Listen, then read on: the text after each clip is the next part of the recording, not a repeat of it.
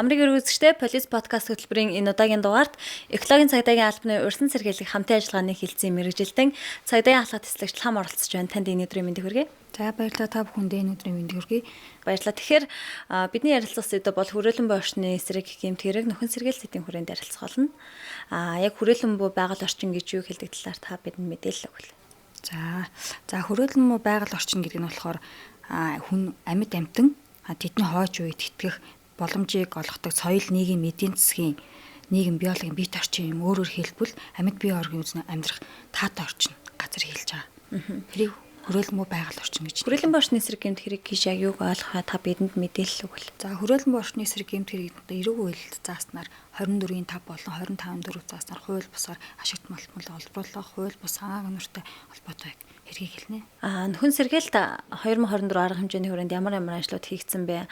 Цаашид ер нь ямар ажлууд хийхээр төлөвлөж байгаа вэ? За нөхөн сэргээлт арга хэмжээний хүрээнд болохоор нийт Монгол улсын хэмжээ 8,000 газар талбай байгаа. За үүнээс тусгай зөвшөөрөлтөй аж ахуйн нэгж ашиглаж байгаа орхиод явсан 4,398 буюу 54.9%. За бичил уурхай олбортын улмаас эвдэгдсэн 1077 газар буюу 13.4%. За хууль бус гар аргаар ашигт малтмал боловсролын улмаас эвдэрсэн 1687 га буюу 21%, бусад 836.1 га талбай буюу 10.4%-ийг тус одоо эзэлж байгаа. За нийт нөхөн сэргээх шаардлагатай эвдэгдсэн газраас энэ дон одоо 2021 онд гэсэн үг хууль бус ашигт малтмал болон бичил уурхай олбортын улмаас эзэмгүй орхигдсон 758,100-ны 15 га талбай буюу 9.4% нөхөн сэргээлт хийснээс биологийн нөхөн сэргээлтийн 95.1 га талбай буюу 12.8%, техникийн нөхөн сэргээлтийг 661,155 га буюу 87.5% хийлгэсэн байна. Тэгэхээр хүрээлэн буй орчны эсрэг гэмт хэрэгээс урьдчилан сэргийлэх нөхөн сэргээлт хийхэд иргэдийн оролцоо маш чухал байдаг бах тий.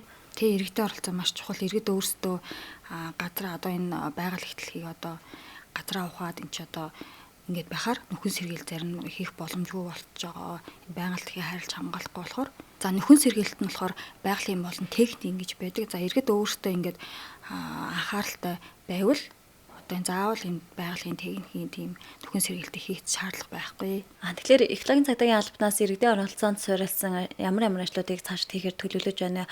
2022 онд ямар аян арга хэмжээнүүд үргэлжлэх вэ? За экологийн цагдаагийн албанаас болохоор экологийн цагдаагийн албан 2020 онд байгуулагдсан. 2020 онд байгуулагдсанаас хойш байгаль ихтлэхийг хайрлах, хамгаалах, зөв дадал зуршилт уриалгах зорилгоор нэлээд хэдэн арга хэмжээ зохион байгуулсан байгаа. Энэ арга хэмжээг өргөжлүүлээд 2020 онд болохоор иргэдийн экологийн боловсрол чиглэсэн арга хэмжээний зохион байгуулахаар бид нар одоо төлөвлөн ажиллаж байна. Тэгээд энэ арга хэмжээг бодоход бид нар Монгол Улсын шинжилгээ ухааны агттай, Монгол Улсын их сургууль, Монгол Улсын боловсролын их сургуультай хамтран хөтөлбөр төлөвлөгөөгөө боловсруулад ажиллаж байна. Байгаль орчныг хамгаалах чиглэлээр иргэдтэй уриалга хэлвэл за иргэд бид нөгөө байгаль дэлхийгээ өөр хамгаалж яж иргэд бид нар байгаль дэлхийгээсээ тий шим юм хүртэж аавна. Тийм учраас иргэд байгаль дэлхийгээ маш сайн хамгаалах хэрэгтэй. Иргэн бүргийн оролцоо энд маш чухал. Дан ганц ингээд цагдаагийн байгууллагаас одоо байгаль дэлхийг хайрлаж хамгаалаач гэхээс илүүтэй иргэд өөрсдөө ухамсартай байж байгаль дэлхийг хамгаалах юм бол бидэрт бас энэ нэг тусдсан болно. За мэдээлэл өгсөн танд баярлалаа. Ажлаа амжилт хүсье. За баярлалаа. Манай өнөөдрийн дугаарт экологийн цагдаагийн албаны урьдчилан сэргийлэх хамтын ажиллагааны хилцэн мэргэжилтэн цагдаагийн ахлах тэслагч хам оролцож мэдээлэл өглөө.